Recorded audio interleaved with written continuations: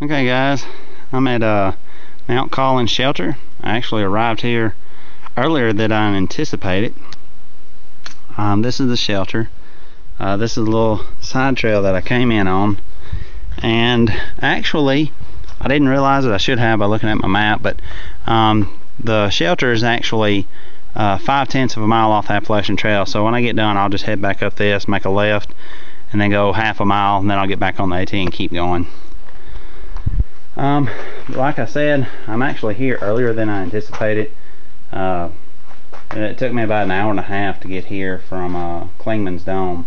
I really, being that it was 4 miles, I really expected it to be at least 2 hours, but it didn't happen that way. So that was part of the reason why once I got to the trailhead up there where it splits off and realized there was still another half a mile to the trail, I figured, you know, I told my wife to pick me up at Newfound's Gap around 2:30.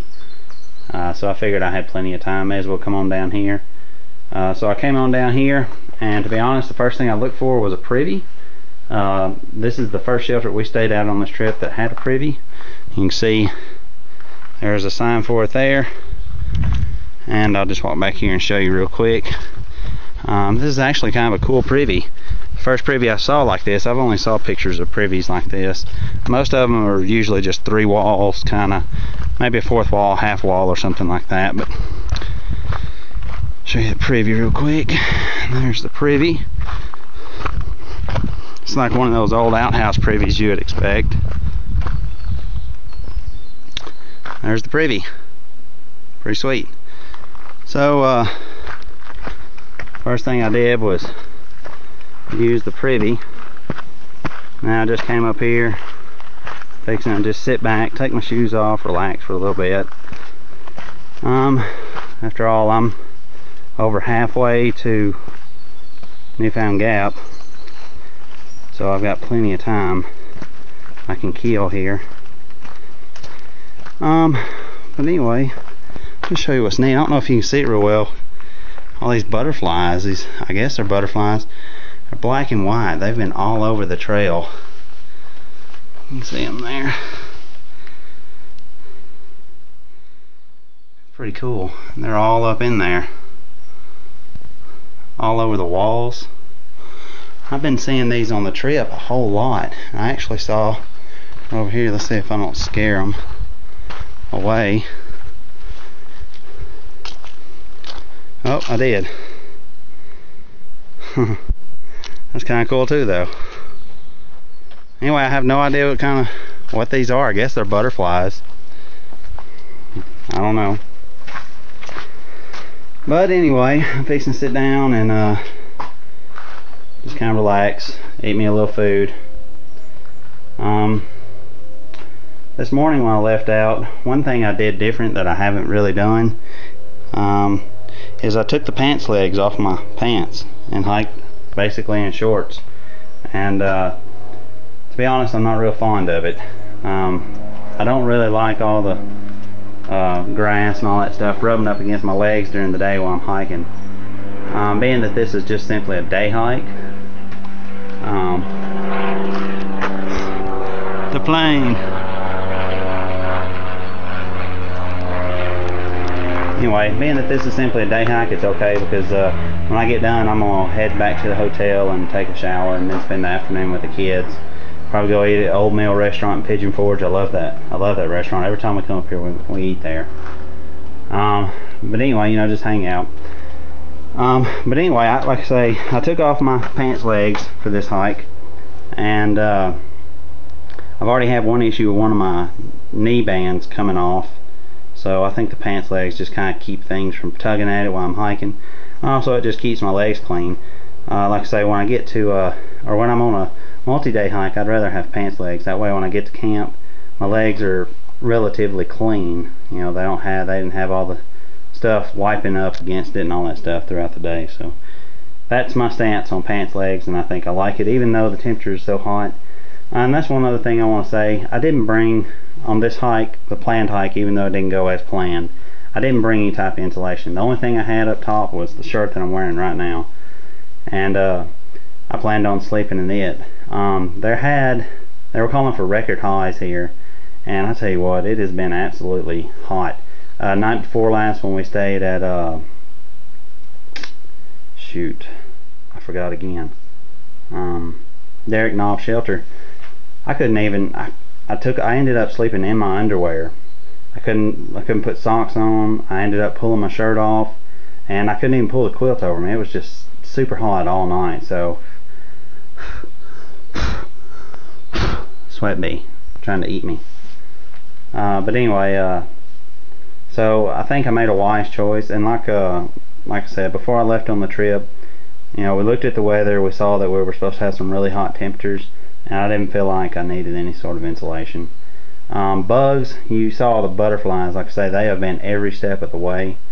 There's been lots of flies, just lots of insects in general. But as far as a bug net, I think it would have been more miserable for me to wear a bug net, just simply because of the whole breathing issue. Because those things tend to get hot and sweaty, from what I found.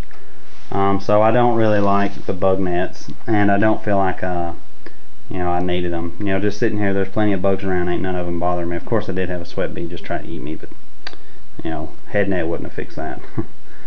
So that takes care of the insulation and the bug net issue, you know, all that good stuff. Other than that, the trip has really been a success. My knees, I was really contemplating my knees hurting. I'd been doing the Couch to 5K for a few weeks before I started this hike, and I'd also been taking glucosamine, and about a week and a half before my hike, my knees really started hurting on the inside of, you know, the tibia portion, and I was afraid that it was the glucosamine, so I stopped taking the glucosamine. And I mean, it hurt for me to go and do the runs, but I did a few of them, and then up here, I promise I have not had the first bit of knee pain at all. So I'm really happy with that. The way I did my Motrin, I did take Motrin. I would take 200 in the morning when I first started hiking, and then I would take 200 sometime in the afternoon, about 1 or 2 o'clock, and then at night before I went to bed, I'd take another 200. And that's all the Motrin that I took, and it's obviously worked really well, so I'm happy with it. My pack, it did great. I had sewn on some hip belt buckles so I could attach a hip belt. I never really felt like I needed a hip belt on the pack. There was about 30 minutes on that Thursday afternoon towards the evening that I did cinch up the hip belt just a little bit to take off a little weight of my shoulders, but that was after we had filled up some water, and once I drank some of that water, I ended up taking that pressure off, and it really did really good. This morning on this hike, I actually took the belts off. The buckles are still attached to the pack. I actually sewed the buckles attached to the pack, so can't take those off unless I cut them off. I'll just leave them on. The pack did really good. Now I will say, yesterday when Joe was feeling really bad, I ended up taking the food out of his pack and putting it in my pack, carried the food. That way he would have a pretty lightweight pack. I think maybe his pack was just a few pounds. He had, of course, his sleeping gear and just some essentials, and of course his water was the big portion there, but I carried all his food, so that added about, he said, another 4.5-ish pounds.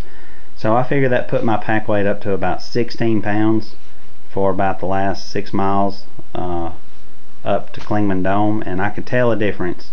There towards the end, I ended up cinching up the hip belt again, so I was glad to have it simply for that. But I could tell a difference with about 16 pounds in this backpack without a hip belt. So, which I think 15 pounds is really going to be my cutoff in this Z-Pack's small pack, which is sitting right here. That pack there. I think 15 pounds is going to be my cutoff limit in that, and that's going to be my start off weight, meaning that within that first day I'm going to eat approximately up to a pound, just depending on how much food I bring with me, or maybe even a little more than a pound. So, but anyway, everything worked good. You know, I was really happy. Pretty much the way I did my water system, I would drink out of these, and I would stop and use my Sawyer to fill up water, use my filter to filter the water. And on this trip I actually carried this cap on my Sawyer filter, and what I found out is that that cap fits perfectly inside the neck of those bottles, so it kind of fits like, makes a seal actually.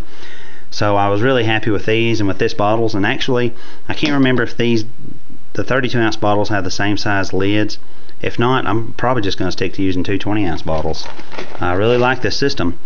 I like my chemicals, but this system is, I hate to say it, I think it's better when you factor in the actual cost.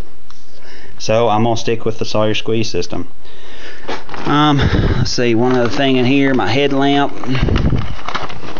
This is my Zebra Light H51 and the do-it-yourself headband. It worked out great. Like I said, yesterday morning we started hiking at about 5 in the morning, and I wore it for about an hour and 20 minutes by the time the sun came up, good enough for me to turn it off. And it did great. The headband held up well. There's the only thing that I could really say about this is I have to use both hands to adjust the light up or down, just because the way that this is, the way I've attached it here. I have to kind of hold on with one hand, hold on to the little white straps across it, and use the other hand to actually turn the light. But the light did awesome. The H51, Zebra Light H51, I love it. That's definitely going to be with me on all my trips, and I feel like so is this headband. You know, if it wears out, I can just make another one. It's real simple. But anyway, that's about all I can think of right now. I will say that I like the visor, but I think I'm gonna try to find a hat that's actually got something on the top, because oh Lord, I hate running through all the spider webs. That's probably the worst part of the whole hike, is just running through the spider webs. Because I'm constantly wiping them off my face or off my arms and stuff like that. I know a bug net would solve that, but then again, it would make it more hot and miserable and harder for me to breathe. And so the lesser of the two evils for me is just eat the spider webs. But I will say that I don't like it when it gets in my hair. I can constantly feel them getting in my hair, so I'm probably going to find something that's a little different than that. Oh, I want to say one other thing, and that's about my map here. This is the map that we've been using, and I've used them on the last few parts of the trail. This is the Map Dana Pocket Profile map, and you can see on one side it's basically just the outline of the map, and it's got a few few side trails that go off of it. Not a whole lot. This is not a detailed map at all, and of course it's not a topo map, so you can't really look at anything there. Basically it's just a line. It shows you maybe a road or something like that. The other side is the reason I carry it, though, for the elevation profile. I really love this part of the maps, and if I'm going to be on a trail that I know is well marked, I would rather just carry an elevation profile map than an entire map. I really like these because they only weigh 0.2 ounces, but I'm going to say that I think that they need to up the weight. I think that they need to add about 3 more of these papers here. You know, this is 3 sections. I say add 3 more. That way they can actually extend this out and not have to cram everything together, because there's been a few spots in here where it's just this wrong. I mean, there's so many things that are just not right. I will say that right now, if you'll follow this line here, I know it's hard to see, this is the 5,000 mark line here, and it comes through, and that right there where it says 5286, that line above it actually represents 5,000 feet. So first off, somewhere in here this is wrong. I think the markings, the numbers on the top, are actually right.